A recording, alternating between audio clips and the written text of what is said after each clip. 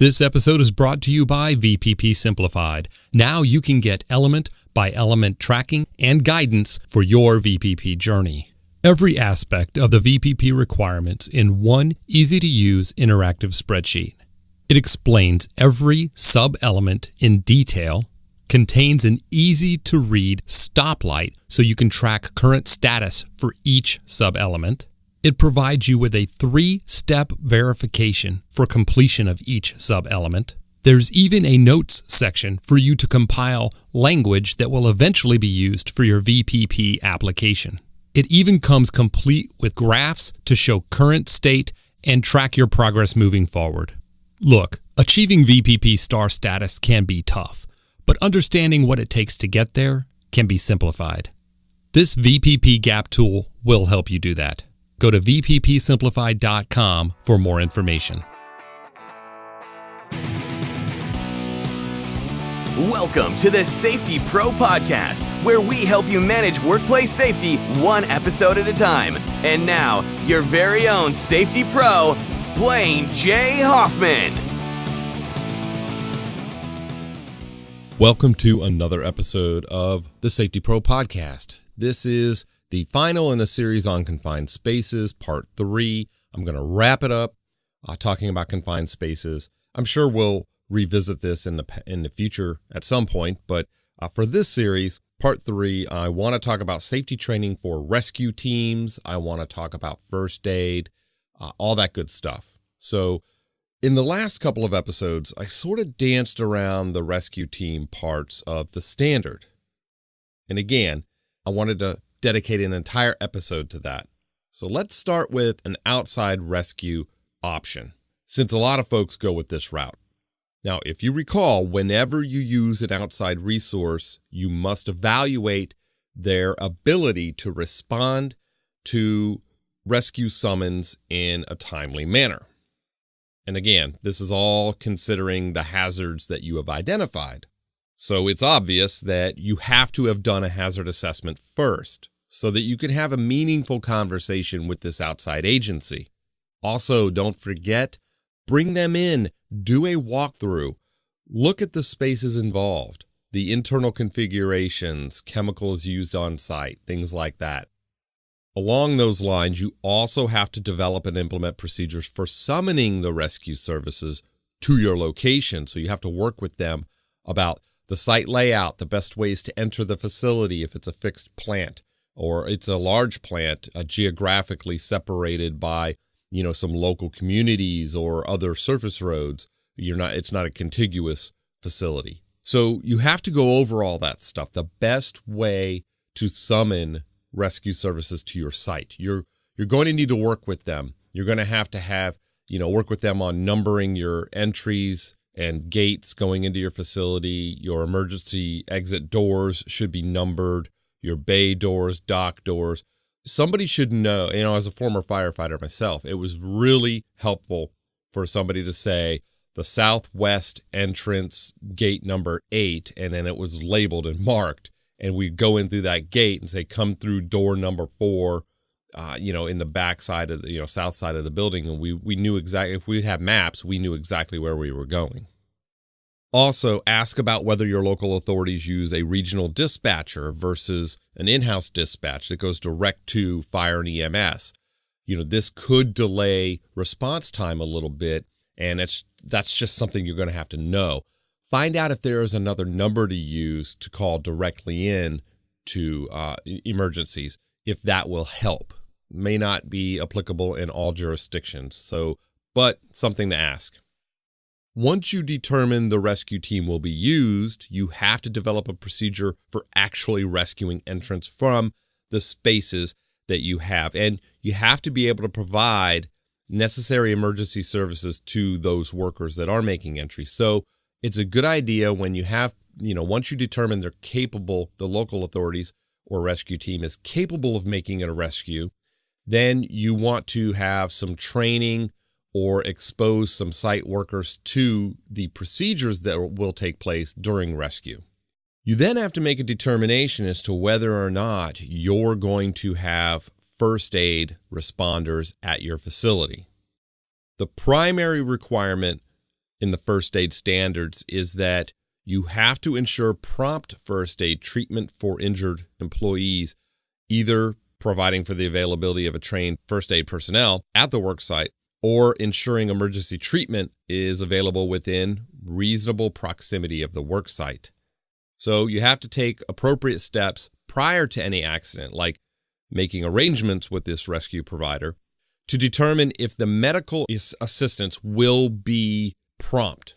Now, if you recall from the previous episodes, I'm going to repeat it here. The standards do not prescribe a number of minutes to define this. OSHA has long interpreted the term, quote, near proximity to mean that emergency care has to be available within no more than 3 to 4 minutes from the workplace. There's been an interpretation that's actually been upheld by OSHA, the Review Commission, and by federal courts on this one. So don't try to find any wiggle room here. Just know that it's 3 to 4 minutes. If that response time cannot be met, you have to provide on-site trained first aid responders. So that's one of your options. Provide these workers with first aid CPR training.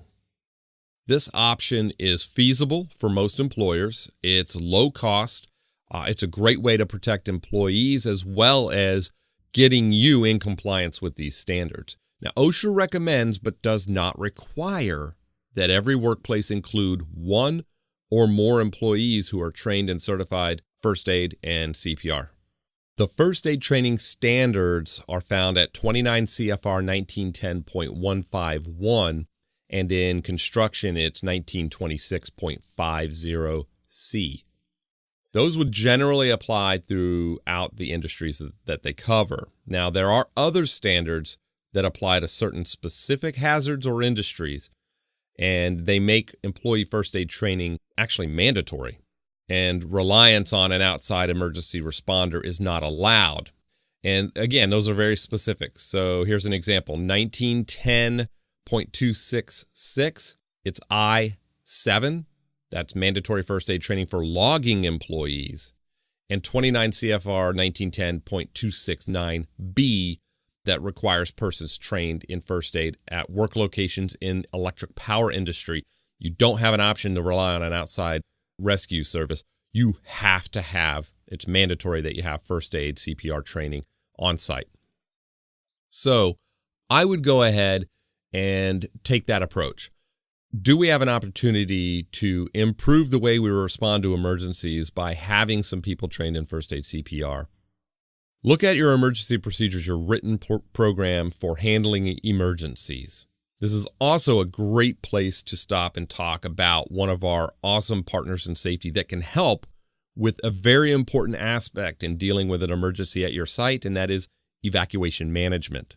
We all know safety and security starts with knowing who is on site. That's why you need to know who's on location. Who'sonlocation.com handles visitor management, contractor management, employee attendance, and evacuation management. Who's on Location's evacuation management helps you get your people safe, give first responders critical information about who cannot be accounted for, all before they put their lives at risk.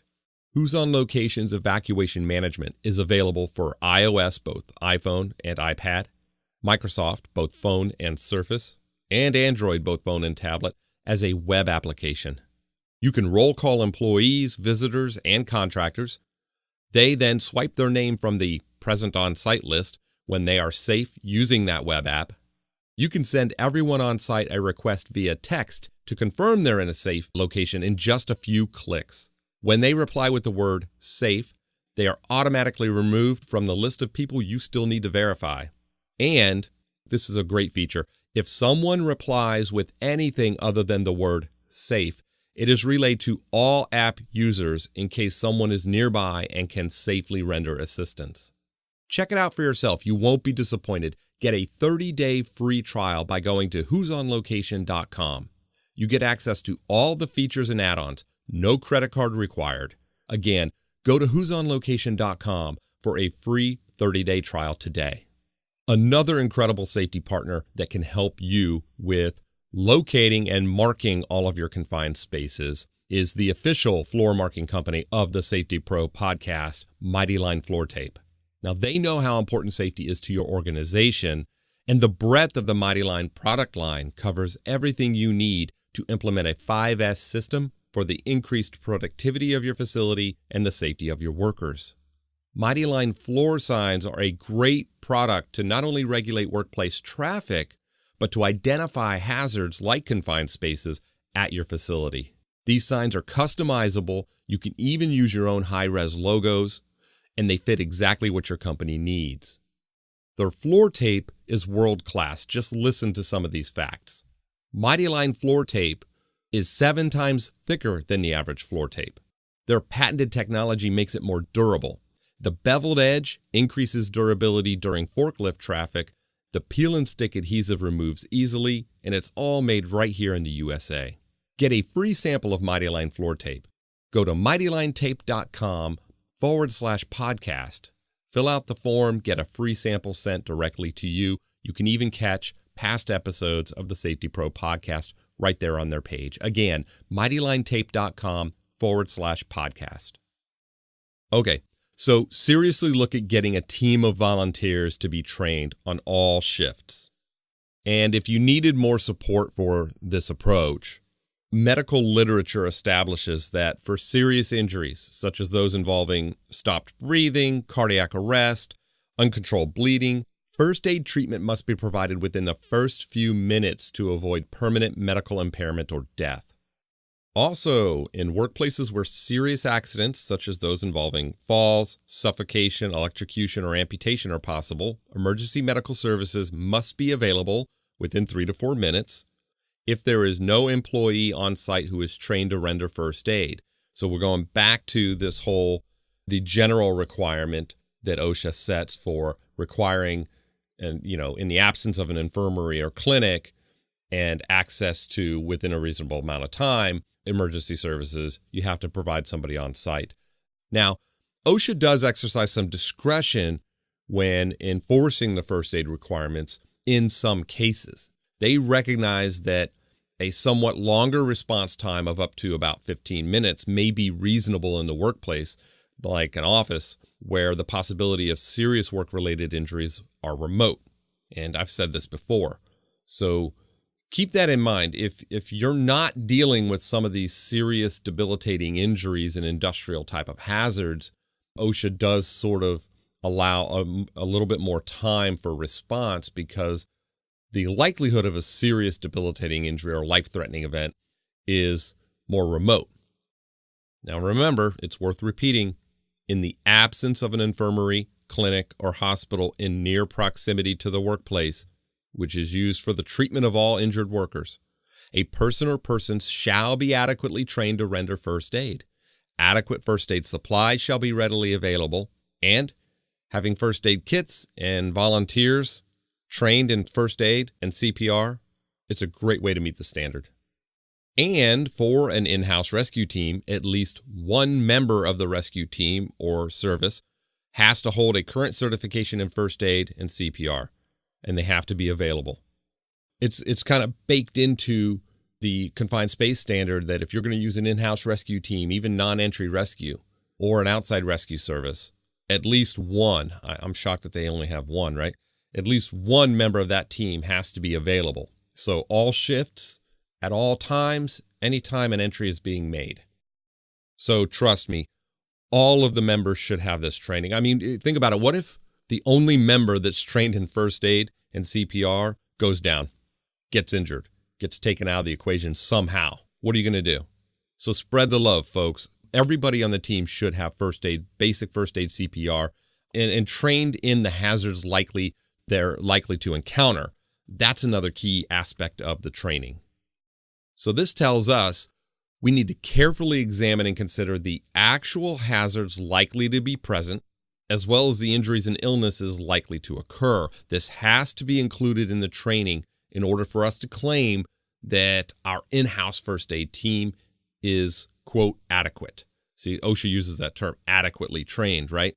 So let me illustrate this for you. I've reviewed in the past as an emergency response trainer. I trained emergency responders, firefighters, police officers, professional rescuer trainer for the Red Cross, and I've reviewed lots of training programs. Most of the basic first aid CPRs, they cover what to do, how to react, things like that, how to keep calm.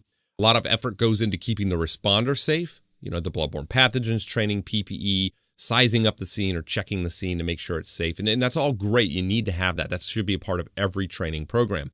And then there are sections that get into how to perform a patient survey, conscious and unconscious patient, sections for covering how to stop bleeding and immobilizing a limb, maybe wrapping and bandaging, and some basic first aid. Here's where you need to be sure to include covering injuries likely to occur at your facility. So you work with your instructor ahead of time to include how to treat, a chemical burn. And you should probably be specific. Hydrochloric acid, chlorine gas, for example, if that's what's at your site. This site-specific or chemical or hazard-specific training is what will deem your personnel qualified to render first aid at your facility. The basic community first aid training that you go down to the Y and get, it's great. It's fantastic. Everybody should get that. Statistically, you're going to use this training outside of work before you probably are likely to use it at work, okay? But the community first aid CPR is just not adequate enough for many of the industrial hazards and substances that you're going to be exposed to. So you have to include those portions. You have to work with your instructor. Don't go just by the book and do the community first aid CPR. This is how you wrap gauze around a forearm that has a laceration. That's great, but how do we treat a chemical burn? How do we use the eye wash and shower effectively? Drag the safety data sheets out and cover the first aid treatment requirements for exposure to certain chemicals when it says remove to fresh air and, rinse for 15 minutes. Practice where you're going to stage these operations and how you're going to get somebody out when you make your rescue and it says remove to fresh air. What's the best way to get them out of the building based on where that location is in your facility, that's confined space, and where that chemical is being used. These are all things that are going to deem your responders adequate. Okay, so let's move on to focusing on an in-house rescue team. First, OSHA says they have to be equipped for and proficient in performing the needed rescue services. Do you have underground tanks? Do they have, or spaces, right? Do they have, I'm just kind of spitballing here. Do they have rectangular openings, entry points? Are they square? Are they round? Or is it a combination, right?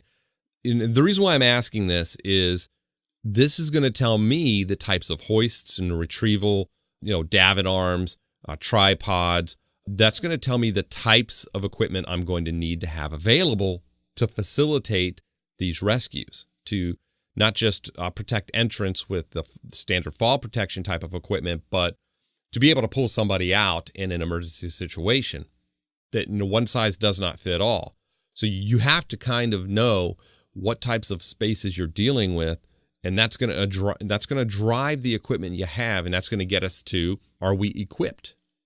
So some of your spaces, they could be above grade, requiring staging from an elevated platform. Could be horizontal spaces. Again, this is going to tell me, do we need aerial lifts, personnel lifts, stair chairs, Stokes baskets, all this stuff we're going to need to facilitate a rescue from an elevated space. What about SCBAs, right? Self-contained breathing apparatus. What about airline respirators? This is getting a little more involved in the entry rescue portion when, non-entry rescue is what you want to achieve. You want to shoot for non-entry rescue and let local authorities, hopefully if you have them nearby, facilitate entry rescues. So I won't get in too much into the entry rescue portion where you have to provide a breathing atmosphere for your rescuers and get into the respiratory protection standard, the pulmonary function tests and physicals and the fit testing and all of that. That actually is going to make for a great podcast episode getting into the respiratory protection standard. But I will focus on, for the rest of this episode, non-entry rescue. Okay, so equipped means just that. The equipment needed to facilitate a rescue from any and all possible spaces to be entered. So standardization really helps, but many older facilities that have been upgraded and modified over the years don't have this luxury. But think about this moving forward, standardizing, openings, both their shape and size, whenever possible, and their location, at grade versus elevated openings, things like that. This all has to be set up and gone over each time you have training for your team. Every piece of equipment has to be set up, drug out. Doesn't matter if you have 12 different types of configuration of tripods and davit arms and retrieval lines. Every one of them has to be reviewed, set up, and practiced, right? Every piece, all the PPE that may be needed, all of the monitoring instruments that you have, everything. So you could see clearly how this could be a chore, right? Both administratively and in time. So, I've seen this in my past. This explains a lot of, why we would find some holes in training programs because, the business just looks at the time needed every year to go through all of this. So finding unique ways to, streamline this process and go through and do like you do lockout, tag out, hands-on verification. Again, another great podcast episode topic. But as an example, when somebody is actually going through a lockout, tag out process and applying lockout, tag out on a particular process, it's a good time to do a review, an observation and evaluation of that. So if a team is setting up for a space entry and some maintenance is taking place and you have the rescue team on standby, it's a great time to set that space up, get the tripod out, simulate if you have a dummy, or you could even simulate hoisting if it's safe to do so, an actual person out of the space when the work is done. It's a great way to, since it's all out there and set up, it's a great way to just certify that, check that box that, we've practiced a simulated rescue, and it has to be done I'm going to get into this here in a minute, but that's another way you can look at streamlining this training process. The downside to that is you have to wait until maintenance takes place. If you've got scheduled PMs, it's good to look at a schedule and just sort of look at a 12-month calendar, rolling calendar, and say, yeah, we're going to hit every piece of equipment in our confined space entry rescue inventory in this 12-month span based on the PM work that is scheduled. The trick is making sure that every rescue personnel is able to do this, to go through this. So there's a downside logistically, but it's a great way to streamline it is to take advantage of the opportunity when the work presents itself, right? So sticking with that, how often do we have to do this? You have to ensure that rescue and other affected employees, like potential victims, practice making permit space rescues at least every 12 months. This has to be by way of a simulated rescue in which, as I said, you remove dummies, mannequins, or an actual person, if it's safe, from the actual permit spaces, or, this is key, from representative permit spaces. So the representative space has to, like with respect to size, opening, configuration, accessibility, it has to simulate the types of spaces from which actual rescue is to be performed. I have seen a few facilities that they've replaced an underground storage tank and they've kept the old one, cleaned it up, painted it, and they've cut the sides out so it's basically a honeycomb, shape. It's all ventilated. It's not even really a confined space anymore, but so structurally it's maintained its integrity, but they've opened up the ends and cut out big, huge windows in the sides. And they use that to still practice entry and retrieval and rescue. Again, it's a luxury if you can afford it. If you have the real estate, a lot of folks have some catch basins, concrete catch basins they've purchased with some manholes, manhole sections, and they simulate rescues. Of course, non-entry rescue, as I stated before, is where it's at whenever possible. That's where you want to be.